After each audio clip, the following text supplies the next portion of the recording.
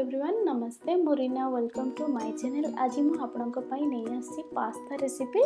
एटा मु आम स्टाइल रे बनेबा, एटा इटालियन स्टाइल में बनेबेनी, आमे रेगुलर जेमति बनेबा सेमति बनेबी। एमिति रे भी बहुत बढ़िया टेस्ट लागे, तो थरे ट्राई करंतो। तो चलंतो डेर न करे ए पास्ता केमिति बनेबा देखि नबा। पास्ता बनेबा पई एठी मु मैक्रोनी नेछि। आपनको विभिन्न प्रकार शेप रे आसे पास्ता जोटा थिबो सेटा नै परिबे। एठी मु ऑलरेडी प्राय लिटर टी हबो पानी को बॉईल करछि, सेथिरे हमें पास्ता पकाइ देबा जेति के दरकार। एठी मु 2 कप्स पर आ टिके पकेइनी, तापर हमें पास्ता को बॉईल करबा। एठी आपण चाहिए टिके तेल आ लूण ऐड कर परिबे। मु तेल लूण टिके कम करिया को चाहे तो एठी मु किछि ऐड करनी। एबे मैं चेक कर नबो पास्ताटा कुक हेछि कि नै। आपण गोटे नाइफ आ फोर्क नै एथिरे एपरि काट लगांतो। जदि सॉफ्ट हे गला, बेसी सॉफ्ट करबे नै, काहे ना एटा को आउरी हमें सॉस कला बेल को बा कुक कला बेल को एटा आउरी सॉफ्ट हे जिवो। तो एटा टिके माने दीटा खंड होछु माने जानिबे कि कुक हे गला। तापर याको हमें छाणी नबा। एठी मु सेई कड़ा ही यूज करे, सेथिरे गोटे चम्मच तेल पकोछि। तेल गरम होला परे एठी हमें रसुण पकेबा। एठी मु छोट छोट काटि नेछि प्राय 3-4टा रसुण को। एबे हमें यहाको टिके फ्राई करबा। तापर एठी मु स्मॉल पियाज गोटे काटी छोट छोट काटी करी पकोछि। पियाज को एठी मु बेसी भाजनी, लाइट रे भाजुछि जदि कि एटा भलो टेस्ट आसीबो। कैरेट पकोछि गोटे स्मॉल टा। कैरेट को भी टिके भाजी नबा, क्रंची रहले भल लागिबो ए रेसिपी रे।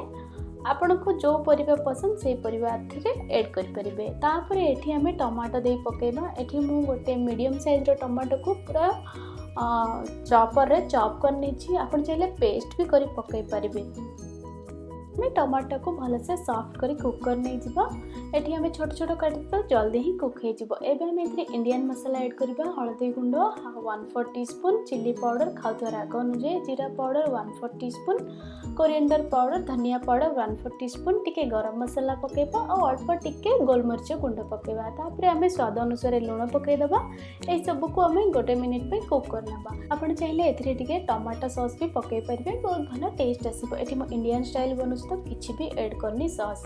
एबे एथि हम किछि कैप्सिकम पकोछि, बहुत छोट छोट काटिछि, कम नेछि। आपनक हिसाब रे वेजिस नेबे। पिला मन को वेजिस पके एमिति बनै के देले आराम रे वेजिटेबल खाइ नेबे।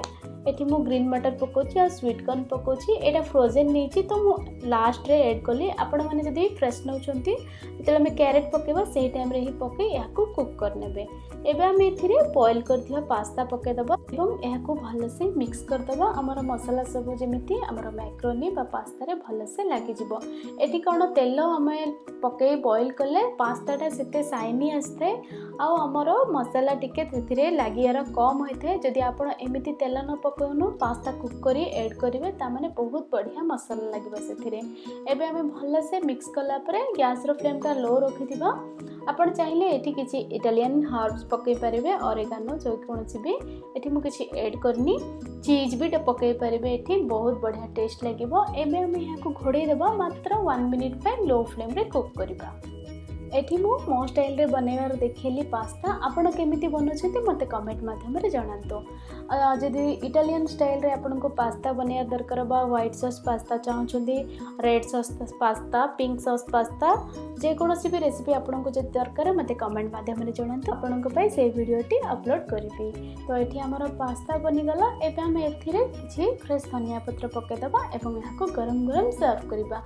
आई होप कि ए वीडियोटा आपण मन को भल लागियो। जदि वीडियोटा भल लागिले वीडियो को लाइक करंदो एवं आपनका फ्रेंड्स और फैमिली के साथ शेयर करंदो एवं आहुरी इंटरेस्टिंग रेसिपी वीडियो देखिया पे मो चैनल को सब्सक्राइब करंदो।